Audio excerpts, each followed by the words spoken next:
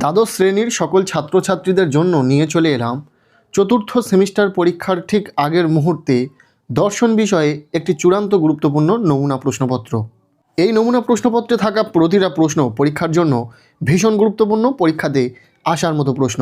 কাজেই তোমরা যারা ফিলোসফি তথা দর্শন বিষয়ে ভালো রেজাল্ট করতে চাইছো, অবশ্যই এই নমুনা প্রশ্নপত্রে থাকা প্রতিটা প্রশ্ন খুব ভালো করে পড়ে রাখো।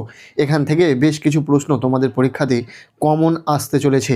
সো একদম প্রথম থেকে সম্পূর্ণ প্রশ্নপত্রটি আমরা দেখে নেব। প্রশ্নপত্রে প্রথমেই রয়েছে ইউনিট 1 পাশ্চাত্য যুক্তিবিজ্ঞান ওয়েস্টার্ন লজিক।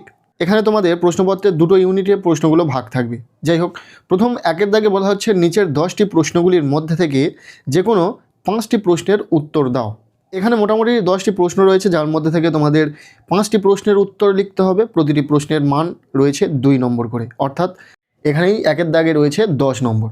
আচ্ছা, প্রশ্নগুলো দেখে নাও। প্রথম প্রশ্ন, সত্যাপেক্ষ বচন বলতে কি বোঝো? উদাহরণ দাও। গুরুত্বপূর্ণ প্রশ্ন। দ্বিতীয় প্রশ্ন, নিবিষণ দৃষ্টান্ত কাকে বলে?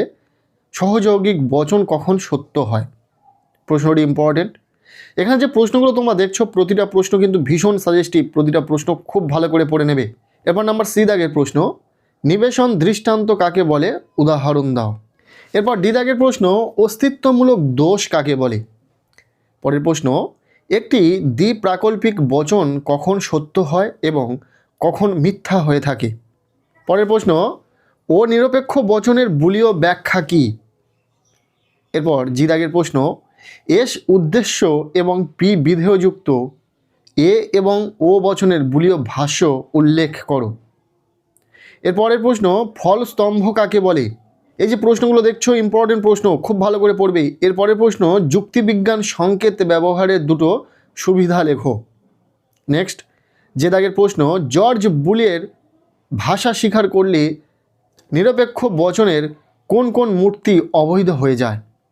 সো এই ছিল 2 মার্কের কিছু প্রশ্ন একের দাগ থেকে, যে প্রশ্নগুলো খুব ভালো করে তোমরা পড়বে।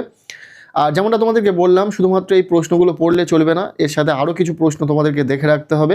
তার জন্য খুব শীঘ্রই আমরা সাজেশন দিয়ে দেব। এরপর প্রশ্নপত্রের 2-এর দাগ বলা হচ্ছে নিচের 4টি প্রশ্নের মধ্যে থেকে যে কোনো 2টি প্রশ্নের উত্তর দাও।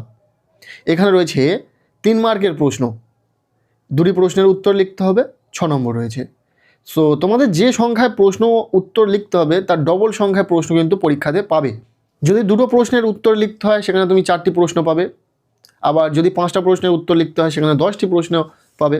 সো বিকল্প প্রশ্ন কিন্তু অনেক রয়েছে।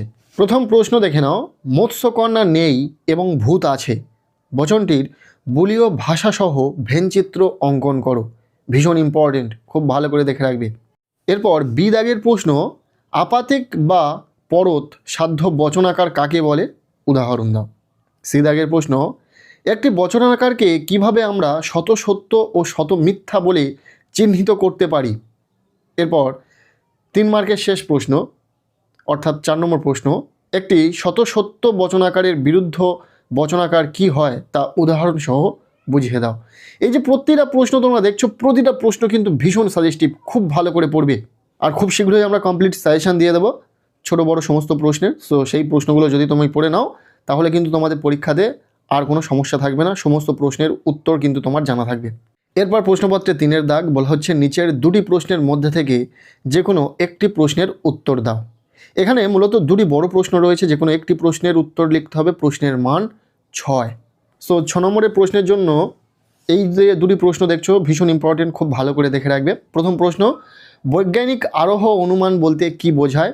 এই অনুমানের 3টি গুরুত্বপূর্ণ বৈশিষ্ট্য উল্লেখ করো। ইম্পর্টেন্ট প্রশ্ন, খুব ভালো করে দেখে রাখবে।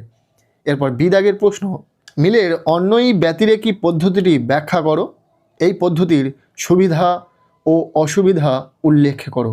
এর সংকেত, আকার, দৃষ্টান্ত, সুবিধা একটি, অসুবিধা একটি লিখতে হবে। সো এই প্রশ্নটিও অত্যন্ত গুরুত্বপূর্ণ, খুব ভালো করে দেখে রাখবে। এই ছিল ইউনিট 1 থেকে প্রশ্ন। এরপর রয়েছে ইউনিট 2 সমসাময়িক ভারতীয় চিন্তা অর্থাৎ কন্টেম্পোরারি ইন্ডিয়ান থট। এখান থেকে যে গুরুত্বপূর্ণ প্রশ্নগুলো রয়েছে আমরা দেখে নেব। প্রথমে রয়েছে প্রশ্নপত্রে 1-এর দাগ অর্থাৎ ইউনিট 2 থেকে কিন্তু 1-এর দাগ, ঠিক আছে। বলা হচ্ছে নিচের 4টি প্রশ্নের মধ্যে থেকে যে কোনো 2টি প্রশ্নের উত্তর দাও। এই ইউনিট 2 থেকে কিন্তু 2 মার্কের প্রশ্ন আসবে না, এখান থেকে সরাসরি 3 মার্কের প্রশ্ন আসবে। সো এখানে 4টি প্রশ্ন রয়েছে, 2টি প্রশ্নের উত্তর লিখতে হবে, প্রতিটি প্রশ্নের মান 3 করে, টোটাল 6 নম্বর রয়েছে। চলো দেখে নাও প্রশ্নগুলো। প্রথম প্রশ্ন, সর্বোদয় সম্পর্কে গান্ধীজির বক্তব্য কী? ইম্পর্টেন্ট প্রশ্ন, খুব ভালো করে দেখে রাখবে। এরপর বি দাগের প্রশ্ন, রবীন্দ্রনাথের মানবতাবাদী ভাবনার কয়েকটি উৎস উল্লেখ করো। এটিও গুরুত্বপূর্ণ প্রশ্ন, খুব ভালো করে পড়বে। এরপর সি দাগের প্রশ্ন, মানবতাবাদ কি? রবীন্দ্রনাথের দৃষ্টিভঙ্গিতে বিশ্ব মানবতাবাদের তাৎপর্য ব্যাখ্যা করো। ভীষণ ইম্পর্টেন্ট প্রশ্ন, খুব ভালো করে পড়ে নেবে। এরপর শেষ প্রশ্ন 3 মার্কের, মুক্তি বলতে স্বামীজি কি বুঝিয়েছেন? এই প্রশ্নগুলো ইম্পর্টেন্ট রয়েছে, খুব ভালো করে পড়ে রাখবে। এছাড়াও কিন্তু আমরা সাজেশন দিয়ে দেবো, সেই সাজেশন ফলো করতে হবে তোমাদেরকে। সেখানে অনেক প্রশ্ন বলে দেবো তা কিন্তু নয়, কিছু গুটি কয়েক প্রশ্ন অবশ্যই থাকবে। এরপর দেখে নাও প্রশ্নপত্রের 2 দাগ, ইউনিট 2 থেকে বলা হচ্ছে, নিচের 4টি প্রশ্নের মধ্যে থেকে যে কোনো 2টি প্রশ্নের উত্তর দাও। এখানে রয়েছে 6 নম্বরের বড় প্রশ্ন, 2টি প্রশ্নের উত্তর লিখতে হবে, টোটাল 12 নম্বর। যে প্রশ্নগুলো এখানে রয়েছে প্রতিটা প্রশ্ন কিন্তু খুব ভালো করে পড়বে।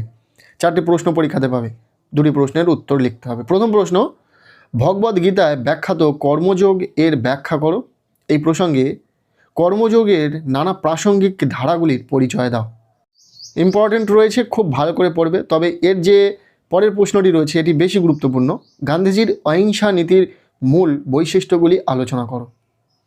এরপর সি দাগের প্রশ্ন, মানবতার ব্যাখ্যায় রবীন্দ্রনাথ কীভাবে জীবসত্তা ও মানবসত্তার মধ্যে পার্থক্য করেছেন তা আলোচনা করো। এরপর ডি দাগের প্রশ্ন অর্থাৎ শেষ প্রশ্ন, অহিংসা শব্দটিকে গান্ধীজি কোন কোন অর্থে ব্যাখ্যা করেছেন তা আলোচনা করো। এই যে 6 মার্কের প্রশ্নগুলো দেখলে, প্রতিটা প্রশ্ন ভীষণ সাজেস্টিভ, খুব ভালো করে পড়ে নেবে। তবে খুব তাড়াতাড়ি বড় প্রশ্নের সাজেশন আমরা দিয়ে দেবো, সেই সাজেশনটি অবশ্যই ফলো করবে। সো এই ছিল দর্শন বিষয়ে একটি চূড়ান্ত গুরুত্বপূর্ণ নমুনা প্রশ্নপত্র। এখান থেকে যে প্রশ্নগুলো রয়েছে প্রতিটা প্রশ্ন খুব ভালো করে পড়ে নাও।